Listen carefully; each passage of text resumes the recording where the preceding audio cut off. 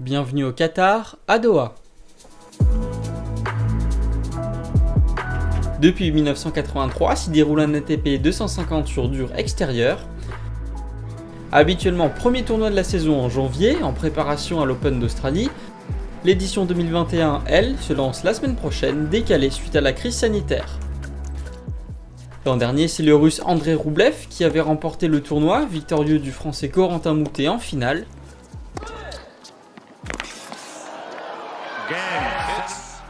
À 22 ans, le Russe, qui commençait sa saison 23e mondiale, y remportait son 3e titre sur le circuit principal. Bonjour à tous, bienvenue pour cette nouvelle preview de l'Open du Qatar 2021 qui marquera surtout le retour de Roger Federer et elle est là l'info essentielle. Éloigné des cours à cause de son genou droit depuis plus d'1 an et sa défaite contre Novak Djokovic en demi-finale de l'Open d'Australie 2020, le Suisse, 39 ans, espère y faire un retour fracassant. Le tirage au sort du tableau principal vient d'avoir lieu, alors quels sont les matchs à voir, à envisager, qui ira en finale, qui gagnera le tournoi? On voit ça tout de suite. Thiem, Roublev, Shapovalov et Federer sont les 4 premières têtes de série.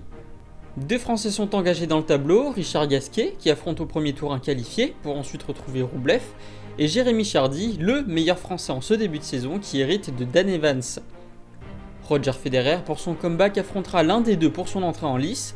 S'il va au bout du tournoi, il jouerait probablement Coric, puis Shapovalov ou Goffin, et Thiem ou Roublev en finale. Enfin, un joueur intéressant à surveiller, c'est le Russe Karatsev, demi-finaliste surprise à l'Open d'Australie cette année. Le nouveau 44e mondial affronterait dès le deuxième tour Dominic Thiem. Les cartes théoriques, les voici. Thiem contre Bautista Agut, Roublev contre Wawrinka pour la partie haute du tableau, Goffin contre Shapovalov et Coric contre Federer pour la partie basse. Alors qui gagnera l'Open de Doha 2021? Élément de réponse. Roger Federer est le mystère numéro 1. Le numéro 6 mondial, de retour à la compétition à bientôt 40 ans et plus d'1 an d'absence, peut très bien perdre dès le premier tour comme aller loin dans le tournoi. Affronter Dan Evans ou un Jérémy Chardy en feu et en pleine confiance dès son entrée en lice ne sera pas chose facile pour le Suisse. Le voir gagner serait une véritable performance, ça va être très dur, mais c'est de Roger Federer que l'on parle, alors avec lui, tout est possible. Le numéro 4 mondial, Dominic Thiem, a joué son dernier match à l'Open d'Australie cette année. Après sa défaite en 8e de finale, il avait évoqué quelques soucis physiques, sans en dire davantage.